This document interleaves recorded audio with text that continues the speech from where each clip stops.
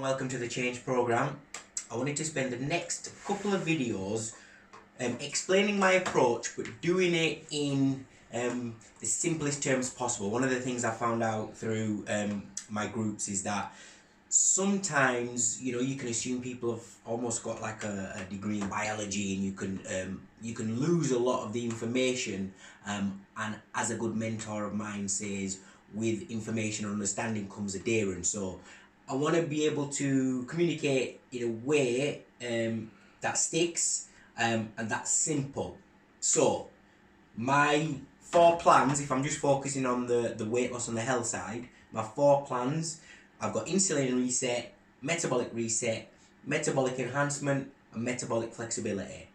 Very technical terms. So I want to break them down, kind of explain my approach, and start with the first one, which is the insulin reset. Now, the reason I want to do that is, yes, I am fascinated by sort of high performance, high end biomechanics, elite stuff, but really I'm also interested in communicating to maybe you're older, maybe you're overweight, just average, just very, very busy. I always say myself, I'm 42, single parent, 2 young children, very, very busy. So I have kind of designed a plan or plans that work for that demographic, for that people as well.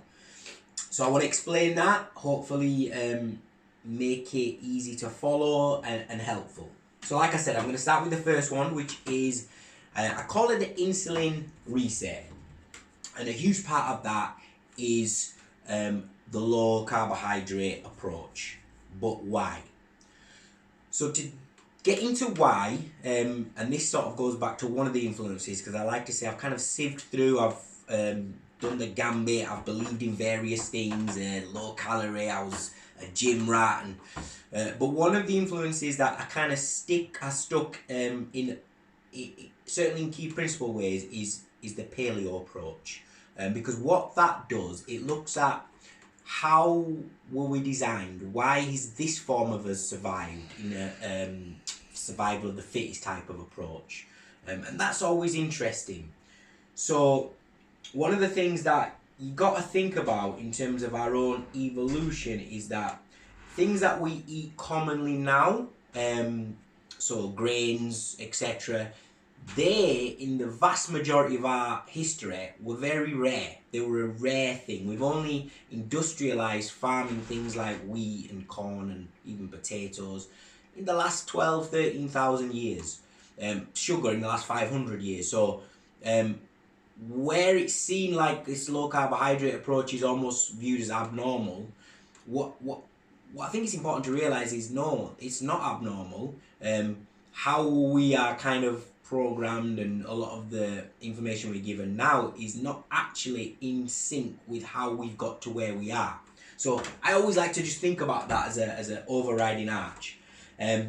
So we look at the biology of when we're getting into carbs now, because we get our energy from a couple of places. We get them from either fats or we get them from carbohydrates. So in simple terms, a good way of thinking about carbohydrates is just to think about sugar, because that's how we describe it often in the bloodstream. We talk about blood sugar, and that's helpful for our understanding. And all those sort of, we call them complex carbs or starchy foods, all they are is just tightly bound compounds of sugar. So when we ingest them, they land in our blood as blood sugar, and that's how we transmit energy around.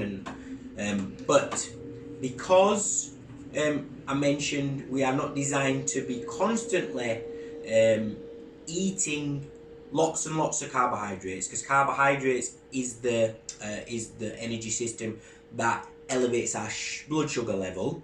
Fats don't, protein much less so, and also mitigates, softens off the rise of what carbohydrates do.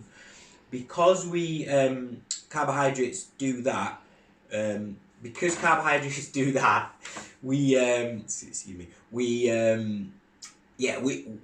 the body then has to work very, very hard to balance that out. And this is another technical term, homeostasis, but the body wants to stay in balance. Could be temperature, could be various things. Blood sugar is a very important one.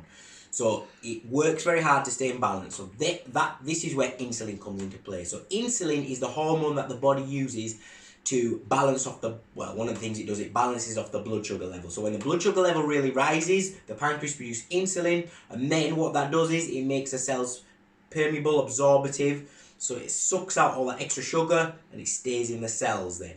So therefore, your blood sugar normalizes, sometimes drops too low, and then you have a cycle of eating more, but let's not even get into that. Now your insulin, therefore, let's talk about that hormone. It is, you can see, a storage hormone, it's an absorptive hormone. So in terms of our history and our development, evolutionary speaking, very, very important, because we may have to go a few days without food, so we've got that stored energy there. And it's also what we call an anabolic hormone, so it makes everything bigger, it grows, so even including muscle, but also fat tissues, and because it's storing energy.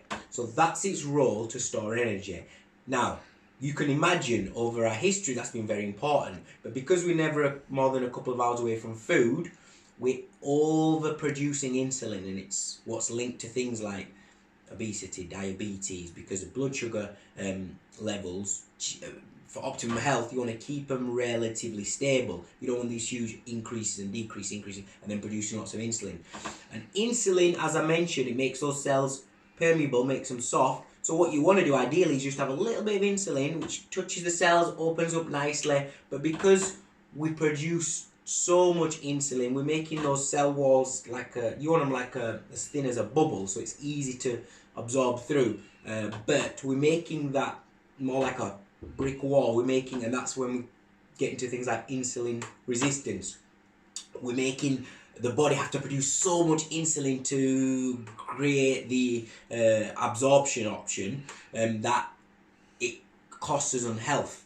So what we aim to do with a low carbohydrate approach, which is things like your starchy foods, you might want to look up things like glycemic impact, sugars, those things we want to limit depending on what you want to achieve. That's Nutritional Plan 1, to the extent of how much you're going to limit it. But it's also really good in terms of things like health, because inflammation, cancers work off sugar, lots of other sort of health reasons, but primarily in terms of weight loss, the thing to remember about insulin is it's an anabolic, so it makes things bigger, and it's impossible for us to burn fat while insulin's present, and it's all too often present in our modern diet. So that's Nutritional Plan 1. I will repeat this process. Hopefully I've made it a little bit simple for the other 3 nutritional plans in due course. But thanks for listening. Talk to you soon. Thank you.